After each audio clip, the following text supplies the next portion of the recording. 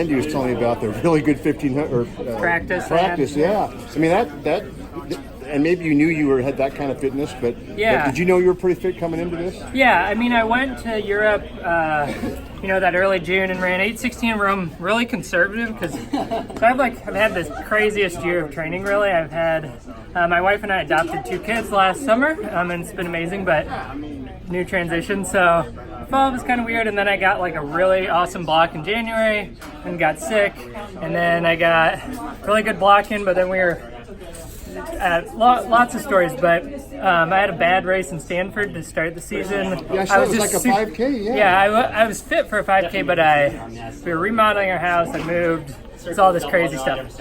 Anyway, I shouldn't have gone and raced at that point. But then I went to Doha and was feeling good about it. But then ran 8:27, and it was just like first steeple in a year, and it was like I hadn't broken 8:20 all last year, so I think it was just like getting back in the groove. I went out a little fast and died. So Rome, I was ultimately like, I just have to relax, be okay being like second to last the first K, and just pick people off, and that's exactly what I did, and ran 8:16, and then I came back 4 days later and won in a meet in Finland running 8:18, and running felt really strong, and we went out pretty slow the first 2K, and then I brought the last K home hard.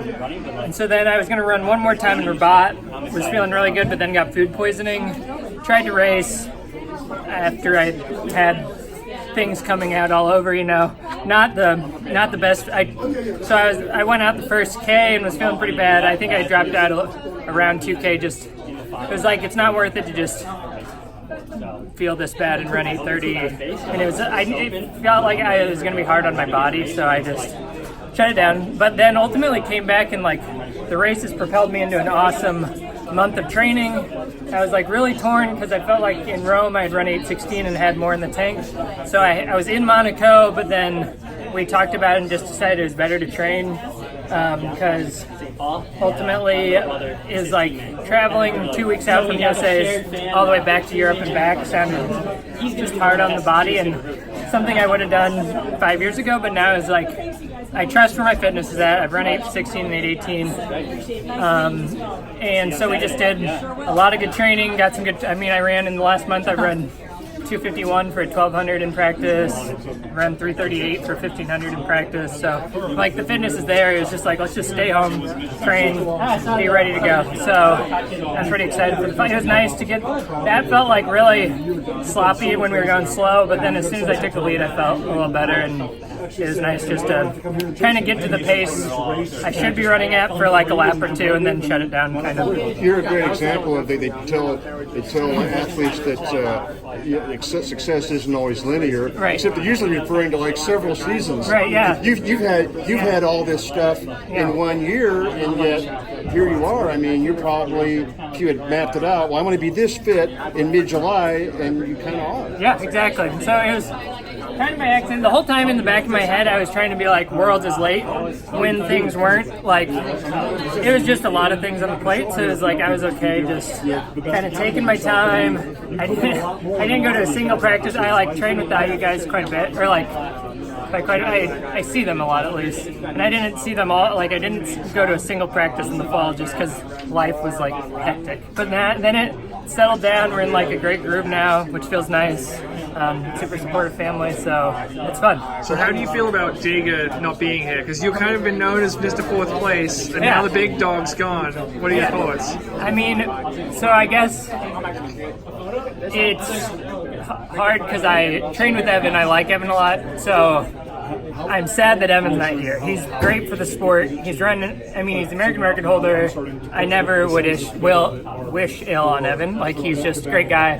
So it saddened me that he's not here. That being said, the confidence I had went from pretty high to very high, knowing he wasn't running. Because it's I always felt I'm competitive with Stanley and Hillary, and I can I've lost to him by less than a second when I lose to him. So it's I know I'm as good as them. So I was prepared to make the team whether Evan was here or not. But without him here, it changes it exponentially.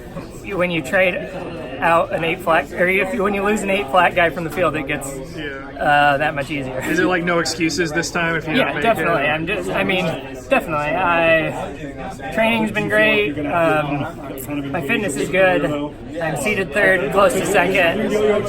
If I just execute, I should make this team. So, How old are your kids? 7 and 10. So, yeah. How's it been? It's been great. Different is like, especially with adoption, it's like, I won't get too deep into it, but it's like you're kind of getting to know each other for the first few months, and it's like, and it's just, like going from having no kids to 2 kids, and I just put too much on my plate last year. I was trying to start grad school. I also we were remodeling a house, so we had room for 2 kids, and so it was like the fall, I was just like stressed out of my mind, and then I took a step back, didn't take classes this spring. We got our house done, and then we also, like, through all that, our relationship was getting, like, stronger or deeper with the kids, and like getting to know each other also makes it so you like are in a better groove, and it's just like easier. And so we're at a great spot. They're awesome kids. They're what kids aren't awesome, but gotta plug them, so they're great. Talking about a groove, why is it that you, not that you didn't thrive in Portland, but why is it that you thrive in the training in Bloomington with Ron Helmer? You guys just seem to vibe well together. Yeah, I think we've always, like, he kind of brought me from like a pretty good but like late bloomer, okay high school kid who was like, walk on to being really successful. And then, yeah, I have nothing bad. Like, Jerry, I think, has actually taught me a lot of things that have been important that I brought back to Bowerman too. Like, Coach Helmer will always like make sure I'm sharp, have that speed, but also he does a really good job of training that strength component now. But I think I brought something back in that, like, I know where I need to be strength-wise to be, like, training with those guys. It's like, I'm probably not quite as fit as I would have been for a 10K now. I'm more fit for a 1500, which I think is better for me.